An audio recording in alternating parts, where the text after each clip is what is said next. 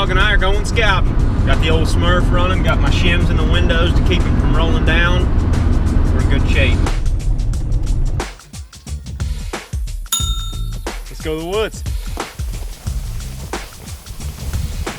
All right guys, Corn Dog and I have made it back in here to this bedding area, and on today's video, I want to do a little experiment. I don't know if it'll work or not, but I'm gonna try to show you guys an exercise for mapping deer trails while you're scouting and really understanding why deer trails are in the spots that they are.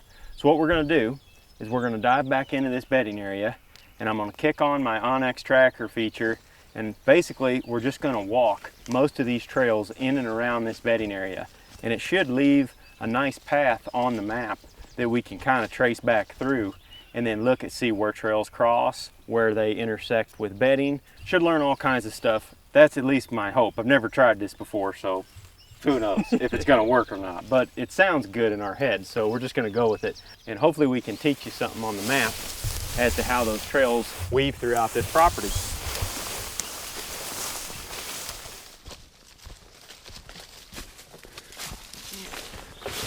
Old rub.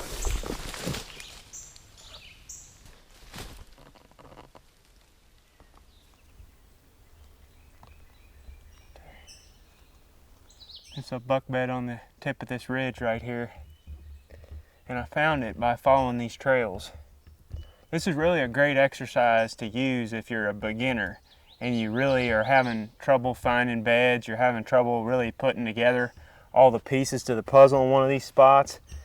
Just come out here and do what I'm doing right now and just walk these trails like during post-season. February, March is probably the best time to do it. But it's all starting to make a lot more sense now, especially on the map when I'm looking at it. Now we're gonna take these trails out into that swamp, which I'm assuming is mostly doe bedding and stuff. Did you hear that? Yeah, right down there. I don't know if it was a deer or something smaller, but There's something down in there. mm-hmm. Oh, Right there. I see it coming.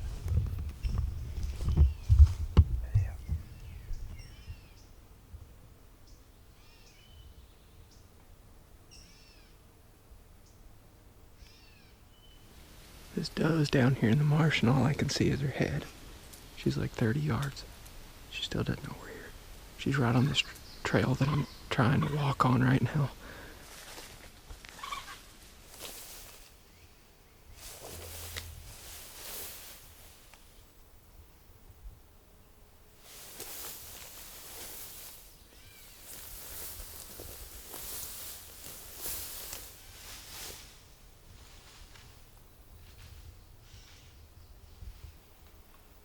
There she went. It's a doe. She's just laying out here in this stuff, munching. She didn't even see me and Brody up in those woods.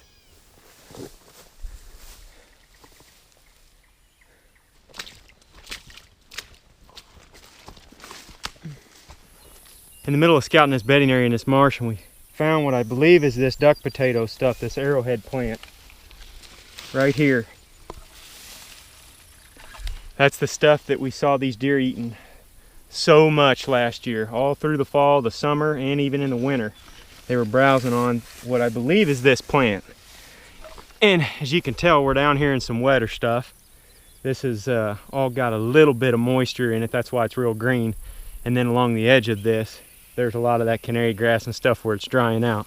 But here, where it's pretty moist, is where this arrowhead plant is growing. There's not a ton of it in here. I mean, there's just kind of some that's growing along the edge, it looks like. But this is what those deer love. They'll bed up in there where we were just at, come out in here and feed on this arrowhead plant. Pretty cool. Very palatable, full of moisture. All natural. Turns out it's a little bit hotter today than we thought. But we did find a really good spot in there.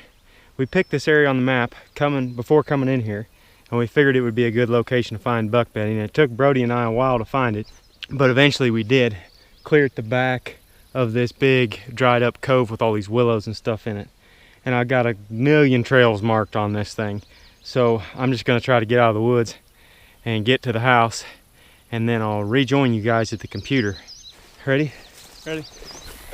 You have like 1, 2.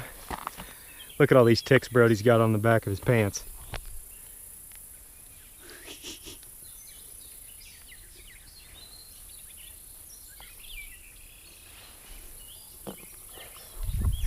They're all over him. And you look at my pants, not a one. Need some of those pants.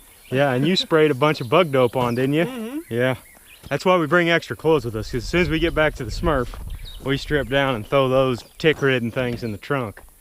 All right, guys, I'm back at the house. I got the map pulled up, and as you can tell, I got trails going everywhere all over this thing. Onyx is going to save these every time you're out there. As you can tell, I'm on the desktop, and I've marked all this stuff from my phone. The specific area that we're looking at is probably 25, 30 acres in size, and I didn't get down all the trails. I mean, there's deer trails running everywhere through the woods, and when you're out there looking at it, it seems pretty daunting. But once you trace them and then you get them back on the map to look at it from a big picture standpoint, you really start to figure out how deer use the area. You can tell this is a big bowl. It's a bedding area that we picked out, and looking at the footage while we're in there, I mean, the canary grass is real tall. We saw that doe out in the middle of it. There's willows and stuff, and deer in this part of the country anyway, our area, like to bed in these bowls next to these marshes, these swamps, and these lakes. And you'll notice within the bedding area, I don't have a ton of trails marked. That's because there's just beds everywhere, all down through that bowl. There's trails all over the place within the bedding area. Once I got out along the edge, the transition from the bowl to the hardwoods, you can see that I've got these trails that run right down the transition line. And these are pretty common. You usually find these types of trails in there. So if I was trying to scout this bedding area, for instance, I would get on one of these trails, these transition trails, and walk them in until I hit trails that run into the bedding. As you can see right here, these trails are crossing that main transition trail is what I'll call it, and we're following those into the bedding, and we're finding beds. Now where these trails intersect are good spots to anticipate rubbing, scraping, any type of sign making will go on in those areas, because that is a social spot for those deer. That is where they connect and smell where other deer have been. Hence the reason for the scrapes right there. Now in this particular instance, we found lots of doe bedding, lots of trails and stuff on the north end of the bedding area. We actually bumped a few deer out of there when we walked in. But we did not start finding a bunch of the really good buck sign until we got to the back of it, back here in the most remote spot on this area. And as you can tell, I've got a bunch of marks back here. This ridge over here on the southeast part is where Brody and I found the most rubs and the most buck bedding sign. And everywhere where those trails intersected, we're finding scrapes, lots of rubs. And we're right on the public and private line. You can see where the fence line runs down through there. That is private land on the south, public land on the north, obviously, where we were marking all these tracks. And I followed those trails right to that fence. And of course, right there at that fence is a spot where it was down or there was a hole in it. It was a good spot for the deer to cross. So I'm looking at that and I'm marking that and paying attention to it. If you go in there to set up in the dark, for instance, you've got to know exactly where those trails are. And many times you can't do it with your naked eye because it's dark. So you have to use the map in order to figure that out. And this spot over here at the very southeast corner, there was a trail that led out of the bedding that crossed that fence and went over here onto the private land. There was multiple trails. I mean, it was just beat down. It looked like cows had been in there. There was multiple trails that came up at that one fence crossing, as you can tell from my map right here. It was a hub of buck activity right there in that spot, and it made total sense, boots on the ground, lots of good bedding cover in and around there on the private and the public side. And this is one of the more remote little spots on this public area. So as we constantly talk about, we have identified the main area of focus here that's 20, 30 acres in size, but we're concentrating on the very best stuff as far as buck sign goes. And we just did not find it until we got right here in these little back corners. So obviously this is an area in which I would focus on when I was going in there to hunt. Say for a morning setup, I would try to set up just on the east side of that main ditch where all those trails come together at that fence crossing where they go on the private land. I tried to set up there with some kind of a southerly wind or a west wind that's coming out of the bedding area, and maybe a west wind would work even better because that ditch might want to funnel it up and out. but you could set up right there at the intersection of those trails where those deer are crossing that fence. You're still really, really close to bedding. I mean, there was buck bedding all across that point, and then obviously down into the bowl itself. You're within 7,500 yards of that spot. So it'd be a really good spot for a morning, potentially even an evening if you could get in there. And you need to keep in mind where all these trails are heading, because that's going to influence deer movement at different times of the year.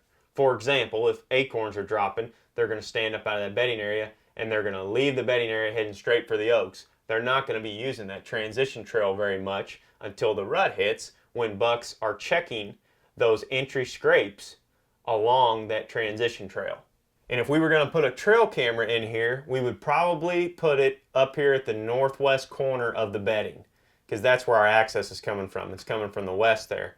There's obviously transition trails that are leading out into the marsh. There's a big scrape right at the end of it. But because we found all the buck bedding and the main area of interest at the back of the bedding area, we're 300 yards from that spot, so we can easily set a camera up there on a scrape and monitor what's going on in there. We're going to put less pressure on what I would call the best part of the bedding area by doing that. And you're still going to get a lot of deer movement right there because of the converging paths of travel. But that's going to do it for this video, guys. Corn Dog's over at the house. I also wanted to mention he's going to be leaving us this fall. He's actually going to be moving back out to Nebraska here real soon and working with his brother Chance on their channel. Whitetail Instinct is what it's called. So I'll put a link down in the description below where you can keep following Brody and his brother on all their adventures. I'm sure we're going to be collaborating with those guys in the future and hunting with them probably even this fall at some point. So old Corn Dog's going to be gone, but he's not going to be gone for very long. So check out his channel over there. And if you like this video, please subscribe below, and we will see you on the next one.